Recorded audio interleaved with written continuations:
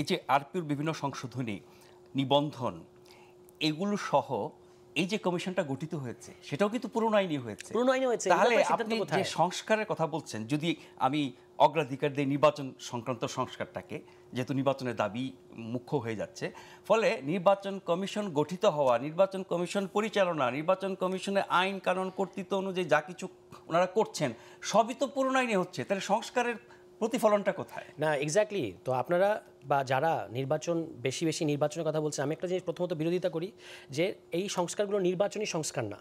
মানে কথাটা বিএনপির কিন্তু টোনটাও এরকম, এবং বিএনপির যে আসলেই কোনো সদিচ্ছা আছে সংস্কারে, সেটা আপাতত এখন ঘোরতর সন্দেহ তৈরি হয়েছে।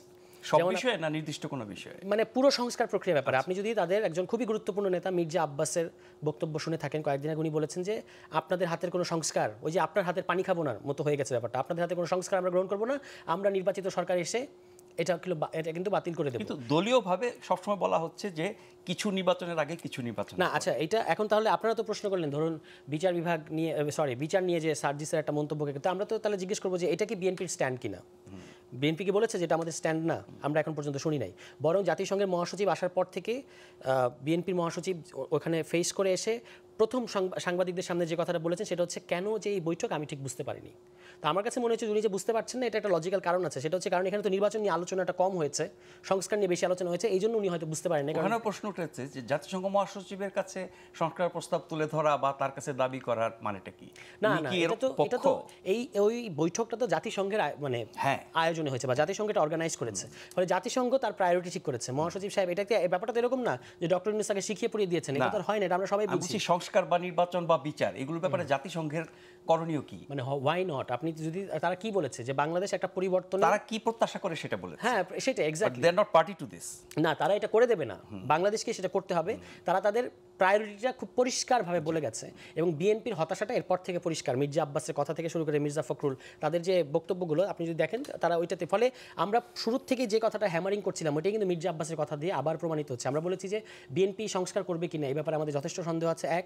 দ্বিতীয়ত হচ্ছে যখন নির্বাচিত সংসদে গিয়ে সংস্কারের যে ব্যাপারটা, যে আপনি শুধু নির্বাচনের জন্য যেটুকু রাস্তা ক্লিয়ার করার লাগে করে দেন, বাকিটা আমরা সংসদে গিয়ে করবো, এই প্রক্রিয়াটা যে কাজ করবে না, সেটা কিন্তু ওনার কথায় পরিষ্কার হয়েছে যে উনি একটাও মানে করার পক্ষপাতী না, বরং যেগুলো বাকি থাকবে সেগুলো করবে কিনা সেটা তো পরে থাক, যেগুলো করা হবে এই টাইমে ওগুলো না রাখবেন কিনা, এটা নিয়েও প্রশ্ন তৈরি হয়েছে। এই জন্যই আমরা একটা পদ্ধতির উপর জোর দিচ্ছিলাম, যেটা গণপরিষদের কথা, যে গণপরিষদ আপনি করেন, সেখানে সকল পার্টিস বা যারা বিএনপির একমত হতে হবে। আচ্ছা, এখন নির্বাচনের প্রশ্ন তো আমাদের একমত হতে হবে। মানে আপনি যদি পুরো আলোচনাটাকে বিএনপিকে কেন্দ্রে ধরে থাকেন, তাহলে আলোচনাটা একরকম, প্রত্যেকের একমতের কথা বলছি। আমি একটা জিনিস এখানে ফ্র্যাঙ্কলি বলি, যদি ব্যাপারটা এরকম হয় যে ছাত্ররা কিন্তু এখন একটা পলিটিক্যাল স্টেক, এবং মেজর পলিটিক্যাল স্টেক, কার সাংগঠনিক সক্ষমতা বা আওতা কত বড় সেটা দিয়ে আপনি এটা বুঝতে পারবেন না। ন্যাশনাল গুরুত্বের কথা নির্বাচন আসলে পরে বুঝতে পারবেন, রাইট? সেটা তো নির্বাচনের প্রশ্ন, কিন্তু এর বাইরে পলিটিক্যাল স্টেকের বিবেচনা করতে গেলে ছাত্ররা একটা বড় পলিটিক্যাল স্টেক। তাদের কনসার্নগুলো, তারা কোনগুলো জিনিসগুলো নিয়ে ট্রমাটাইজড হয়ে আছে, এগুলো যদি আপনি পুরোপুরি ইগনোর করেন, তাহলে বাংলাদেশের সামনের ভবিষ্যৎটা খুব একটা ভালো হবে। হ্যাঁ, ইগনোর করা হচ্ছে, ইগনোর করা হচ্ছে। যেমন বলা হচ্ছে যে এই 36 দিনের আন্দোলন করে আপনারা এটা কি পাইলেন, এরকম বলা হচ্ছে। তারপর বিচারের প্রশ্নে কোনো রকম করা হচ্ছে না, মানে এটাকে সিরিয়াসলি নেওয়া হচ্ছে না। পাশাপাশি হচ্ছে আপনার আওয়ামী লীগ প্রশ্নটাকে সেটেল করা হচ্ছে না, ঠিক আছে? বরং বলা হচ্ছে, কনভিন্স করার চেষ্টা করা হচ্ছে যে আওয়ামী লীগকে নির্বাচনে আসতে দেন, অসুবিধা কোথায়, জনগণ তো ভোট দিয়ে তাদেরকে ভোট দিয়ে প্রত্যাখ্যান করবে। হ্যাঁ, এই কথাগুলো আসছে। ফলে এই জিনিসগুলোর ব্যাপার, যেগুলোর ব্যাপারে ছাত্রদের স্ট্রং রিজার্ভেশন আছে, আপনাকে অবশ্যই তাদের সাথে কথা বলতে হবে এবং তাদের কথাটা শুনতে হবে। আদারওয়াইজ বাংলাদেশের মানে আমি বলবো যে যদি এইটাকে ইগনোর করে আপনি নির্বাচন করেও ফেলতে পারেন, তারপরে যে সরকার আসবে, যেমন ধরুন মির্জা আব্বাসের কথাটাই খেয়াল করেন, উনি তো ধরে নিয়েছেন যে ওনারা সরকারে যাচ্ছেন, তাই না? যে আমরা সরকারে গিয়ে এগুলো সব বাতিল করে দিব, উনি ধরে নিয়েছেন যে ওনারাই গভর্নমেন্ট। দলের অনেকেও এরকম ধারণার কথা পাবলিকলিও বলছেন। না, আমরা বলেছি যে যারা যাদেরকে জনগণ ভোট দেবে তারা জিতে আসবে। যাই হোক, এখন কথাটা হচ্ছে যে আমি বলবো যে এই সংস্কার কার্যক্রম যে টাইম ফ্রেম আপনারা বলছেন, আমরা কিন্তু টাইম ফ্রেম বিরোধিতা করছি না। বারবার এটা বলা হচ্ছে যে ছাত্ররা নির্বাচন চায় না, আমরা এই টাইম ফ্রেমের মধ্যেই বলেছি যে এর মধ্যেই করতে হবে।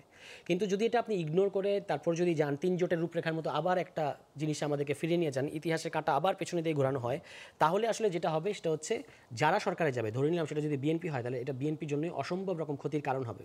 মানে কারণ আনরেস্টটা থেকে যাবে। অভ্যুত্থান পরবর্তী যে বাস্তবতা বা অভ্যুত্থানের যদি শিক্ষা, লক্ষ্য, স্পিরিট যাই বলি না কেন, বিএনপি যদি নির্বাচিত হয় সেটাকে কি উপেক্ষা করতে পারবে? না, আমরা কি যে নির্বাচিত হবে তার বিরোধিতা করেছি? না, বিএনপি নির্বাচিত হলে যেই লক্ষ্য, উদ্দেশ্য এবং দাবি দেওয়ার কথা আপনারা বলছেন, বিএনপি কি এটা উপেক্ষা করতে পারবে?